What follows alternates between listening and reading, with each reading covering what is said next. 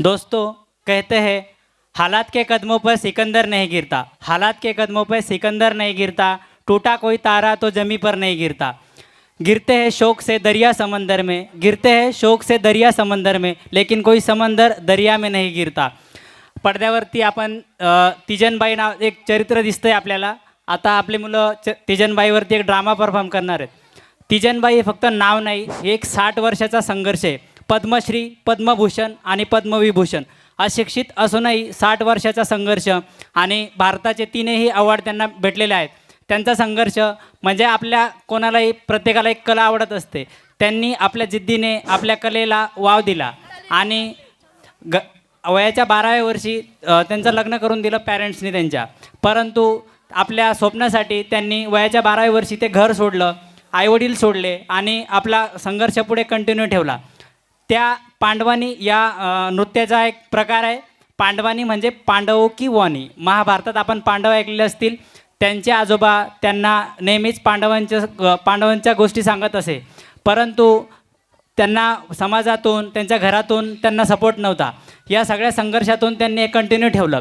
जगात 196 देश आहेत, त्यापैकी 127 देशांमध्ये पांडवानी नृत्य प्रसिद्ध करून भारताचे 3ही अवॉर्ड त्यांना मिळालेले आहेत त्यांच्यासाठी। आणि हा जो ड्रामा आहे आमच्या मुख्याध्यापक आमचं स्वप्न होतं की त्यांना स्टेजवरती परफॉर्म करावं। त्यांच्यासाठी आणि आमच्या मुलांसाठी एकदा जोरदार टाळ्या होऊन जाऊन दे। मेरी ताकत थी गाना, पर मेरी माँ इसे देख नहीं पाती। उनका मानना था कि लड़की जात का गाना कहाँ अच्छा लगता है, लड़कियों की जगह चूल्हे के पास है, मंच पर नहीं।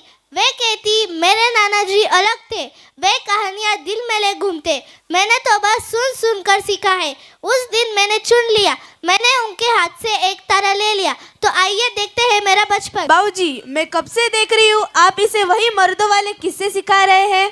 सुखवती, यह पंडवानी है, यह कहानी है जो हर घर तक पहुंचनी चाहिए। इसमें क्या लिंग भेद? लिंग भेद नहीं, समान भेद। हमारे पारधी समाज में औरत मंच पर खड़े होकर नहीं गाती, लोग थूकेंगे हम पर माँ, मुझे गाना गाना अच्छा लगता है। नाना जी कहते हैं तेरे आवाज़ में दम है।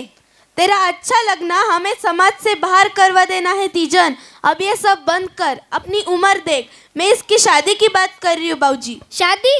अभी? जब इसमें इतना हुनर है सुखवती, तुम एक कलाकार का गला घोट रही हो। इसकी प्रतिभा तो देखो। हुनर हुनर मत करो, समाज में इज्जत से जीना हुनर से ज़्यादा ज़रूरी है। इसे चूल्हा चुका संभालना सिखाओ, यही इसका भविष्य है। नाना जी, मैं शादी नहीं करूँगी, चाहे कुछ भी हो जाए। मैं मेरा गाना नहीं छोड़ सकती। तीजन, तू आगे बढ़, मैं तेरे साथ हूँ। आप इसे बिगाड़ रहे बाबूजी, ये जिद्दी होती जा रही है। इसने गाना नहीं छोड़ा तो लोग इसे अपनाएंगे नहीं, बल्कि इसका तिरस्कार करेंगे। जो समाज हुनर की कदर न करे, उस समाज की कभी कदर नहीं करनी चाहिए। तीजन, तू आगे बढ़, इसकी पहचान अलग होगी। हाँ नाना जी, मैं गाऊंगी, मैं अपनी कहानी खुद लिखूंगी। हे भगवान, इस लड़की का क्या होगा? ये अपनी जिंदगी खुद मुश्किल बना रही है। सुखवती, इसकी चिंता मत करो, यही लड़की हमारा नाम रोशन करेगी। इसका रास्ता अलग है। अलग रास्ता ही तो डरे बाबूजी, क्या पता कहाँ ले जाएगा इसे। बहुत दूर तक ले जाएगा माँ, बहुत दूर तक। बस यही विश्वास चाहिए। शाबाश मेरी बच्ची। मेरे गुरु उमेद सिंह ने बताया है, पंडवानी सिर्फ गाना नहीं है। जब तुम द्रौपदी चीरहरण की बात करो तो बस वर्णन नहीं कर सकती, तुम्हें उसके चीर फटने का एहसास होना चाहिए। तुम्हारी सांस उनकी ज्वालामय लज्जा बननी चाहिए। तुम्हारी आंखों में बदले का वादा होना चाहिए। तुम्हारा पूरा शरीर एक कहानी है। तुम्हारे हाथ में एक तारा कोई साज नहीं, वह दुश्मन की भुजा है। तुम महाभारत नहीं सुनाती, तुम दर्शकों को इसमें जीने के लिए आमंत्रित करती हो। आइए देखते हैं। गुरुजी, जब आप गाते हो तो मुझे ऐसा लगता है कि मैं खुद महाभारत में पहुंच गए। आप इतना अच्छा कैसे गा लेते हो? यह कला दिल से निकलती है बिटिया, तुम्हारे भीतर भी वही चिंगारी दिखती है, तभी तो तुम यहाँ तक आई हो। हाँ गुरुजी, मुझे समाज की परवाह नहीं, मुझे बस गाना है। मुझे आपकी तरह खड़े होकर कापालिक शैली में गाना है। तुम्हारी आंखों में जो जुनून है वह दुर्लभ है। तुम्हें बहुत क्षमता है तीजन, तुम यह कर सकती हो। हाँ गुरुजी, मैं कर लूँगी, चाहे कितनी भी मुश्किल हो, मैं हार नहीं मानूंगी। तुम्हारी यही लगन ही असली कला है। आज से तुम मेरी शिष्य और मैं तुम्हें सिखाऊंगा। ये तानपुरा कैसे बजाते हैं? तानपुरा सिर्फ एक साज नहीं तुम्हारा साथी है, इसे महसूस करो। तुम्हें जो कहानी कहने का हुनर है उसे बस तराशने की जरूरत है। हाँ गुरुजी, मैं कर लूँगी। शाबाश, याद रखना एक दिन तुम्हारी आवाज दूर दूर तक जाएगी, लोग तुम्हें सुनेंगे। सालों तक मैंने गांव के चौराहे पर 10-20 रुपए के लिए गाया। फिर हबीब तनवीर जी ने मुझे देखा। हमारी छत्तीसगढ़ की मिट्टी का आदमी जिसे लोक कलाओं की समझ थी, वे मुझे दिल्ली ले गए। आज मेरा प्रधानमंत्री इंदिरा गांधी के सामने प्रदर्शन है। कल्पना कर सकते हो, जिस लड़की को अनपढ़ गंवार कहा जाता था, आज वह राजधानी में प्रदर्शन कर रही है। इस मंच ने केवल मुझे नहीं बदला, इसने लोगों को बताया मेरी कला, मेरे लोगों के कला में ताकत है। आइए देखते हैं। नमस्ते, मैं हबीब तनवीर दिल्ली से आया हूँ। आपका पंडवानी का अंदाज मैंने ऐसा पहले कभी नहीं देखा। नमस्ते साहब, मैं तो ऐसे ही गाती हूँ जैसे मेरे नाना जी ने सिखाया था मुझे। लोग कहते हैं औरतों का काम नहीं है। लोग गलत कहते हैं। कला में लिंग नहीं देखा जाता, सिर्फ जुनून देखा जाता है, जो आपके भीतर ताकत है। हाँ गुरुजी, हमारे गांव में तो सिर्फ ताने मिलते हैं। खाने के लिए भी दूसरों पर निर्भर रहना पड़ता है, पर मैं गाना नहीं छोड़ूंगी। यह कला सिर्फ इस गांव के लिए नहीं है टीजन भाई, यह दिल्ली तक जानी चाहिए। मैं तो पूरे देशों में चाहता हूँ आप दिल्ली आकर अपने कला का प्रदर्शन करें। दिल्ली इतना बड़ा शहर, पर मैं तो अनपढ़ हूँ। मुझे बस गाना आता है, मुझे नाटक तो नहीं आता। आपको नाटक नहीं करना है टीजन भाई, बस खुद को प्रस्तुत करना है। पंडवानी भी नाटक से कम है। इंदिरा गांधी जी भी लोक कला में बहुत रुचि रखती है। शायद आपके लिए बड़ा मौका बन जाए। पर गांव वाले क्या कहेंगे? गांव वाले की छोड़िए, आप एक कलाकार है और कलाकार की कोई सरहद नहीं होती। अब दिल्ली जाने का वक्त आ गया है। आप इतना कहते हैं तो मैं जरूर आऊंगी दिल्ली को। बस इसी विश्वास की जरूरत थी। दुनिया आपका आवाज का इंतजार कर रही है। आपकी मेहरबानी है साहब, आपने मुझे एक नई उम्मीद दी है। तो देखा आपने, हबीब तनवीर जी मुझे दिल्ली ले गए। आज मेरा प्रधानमंत्री इंदिरा गांधी के सामने प्रदर्शन है। सारी कहानियों में द्रौपदी का चित्रकार मेरे आत्मा के सबसे करीब था। मैं मंच पर तीजन नहीं रहती, मैं उनका क्रोध हूँ। मैं कृष्ण से उनका सवाल हूँ। मैं भीम भी हूँ। मेरी आवाज़ सीना चीरने के लिए गरजती है। इस कहानी के जरिए मैं हर उस औरत से कहना चाहती हूँ जिसने ये अत्याचार झेला है, तुम्हारी गरिमा एक आग है और जो इसे कौरों की तरह अपमानित करेगा वह गिरेगा। आइए देखते हैं। नमस्ते भैया, मैं तीजन। आज मेरा इंदिरा गांधी के सामने प्रदर्शन है। सुनो भैया, सभा में सन्नाटा था। जुए में सब कुछ हारने के बाद दुर्योधन ने वह पाप करने का निश्चय किया जिसने कुरु वंश का नाश किया। दुशासन हंसता हुआ गया और बालों से घसीटते हुए पांचाली को सभा में ले आया। सभा मौन थी। दुशासन, हमने अपनी दासी को बुलाया है। कहाँ है वो? बलपूर्वक उसे यहाँ ले आओ। जैसी आज्ञा ज्येष्ठ भ्राता। चल द्रौपदी चल। छोड़ो मुझे दुशासन, छोड़ो। हे सभासदों, मैं पांडवों का वंश भीम, मेरा कहना है कि यह अधर्म हो रहा है।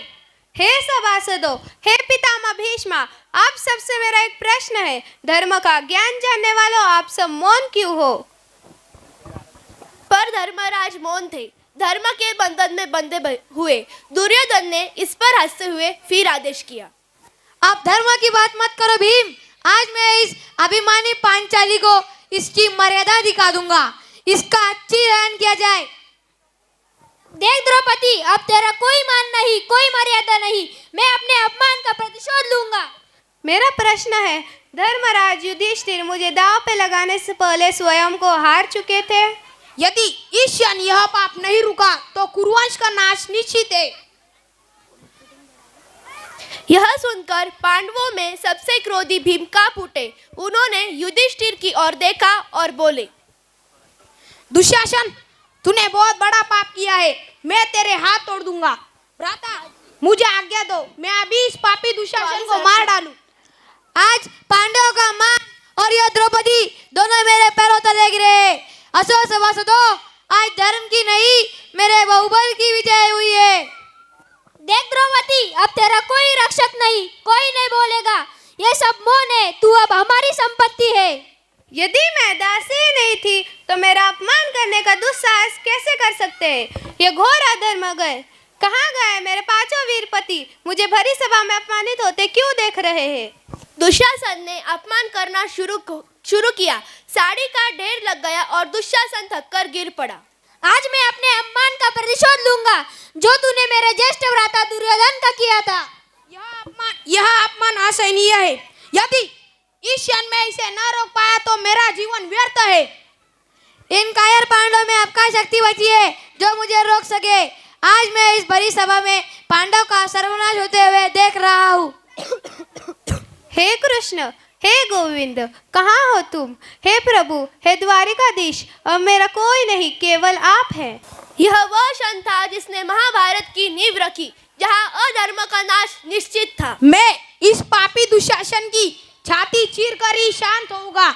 यह मेरा सुनो भाइयों, चीर फाड़ कर छाती को रक्त का पान किया। भीमसेना ने युद्ध में नया विधान किया। वह अंतिम क्षण था जब दुशासन की आत्मा ने शरीर छोड़ा। भीम, मुझे मारकर क्या मिलेगा? यह युद्ध कभी समाप्त नहीं होगा। तेरी छाती जिसे मैं मेरे इन्हीं हाथों से विदूर्ण करने वाला हूँ, और तेरा हृदय जिसे जो वर्षों से मेरी धमकियों से आग बनकर दौड़ रहा था, आज वही हृदय मेरी प्यास बुझाएगा। मुझे मारकर क्या मिलेगा? भीम, आज मैं मर रहा हूँ, कल तू भी मरेगा। यह मेरा श्राप है। भ्राता दुर्योधन, कोई वीर रोको इस पिशाच को। यदि मैंने तुम्हें जीवित छोड़ दिया तो मेरा नाम भी दुर्योधन नहीं। देख, तेरे पाप समाप्त दुशासन। जा नरक में अपने कर्मों के फल भोग। अगला नंबर तेरा है दुर्योधन। तुमने मेरे 100 भाइयों में से एक और को खोया है। अब मैं अकेला बचा हूँ।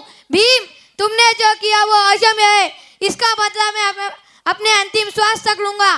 देखता हूँ कैसे धर्म की विजय होती है। अधर्म का नाश निश्चित है सम्राट। यदा यदा हि धर्मस्य ग्लानिर्भवति भारत, अभ्युत्थानं धर्मस्य तदात्मानं सृजामः। इस प्रकार महाराज रणभूमि में न्याय का अंतिम निर्णय हुआ। यह वध केवल एक राजकुमार का नहीं तो अधर्म पर धर्म की जीत थी। यह सिद्ध हुआ है कि सत्य सनातन है और अधर्म का नाश निश्चित है। जिस स्थान पर पाप का प्रादुर्भाव हुआ उसी स्थान पर द्रौपदी का अपमान हुआ। इसलिए हे भारतवासी, सदा सत्य के मार्ग पर चलो, क्योंकि जीत धर्म की ही होती है। तो बोलिए, धर्म की जय हो, अधर्म का नाश हो। Thank you. तो जोरदार तालियां हो जाए हमारे ड्रामा के स्टूडेंट्स के लिए।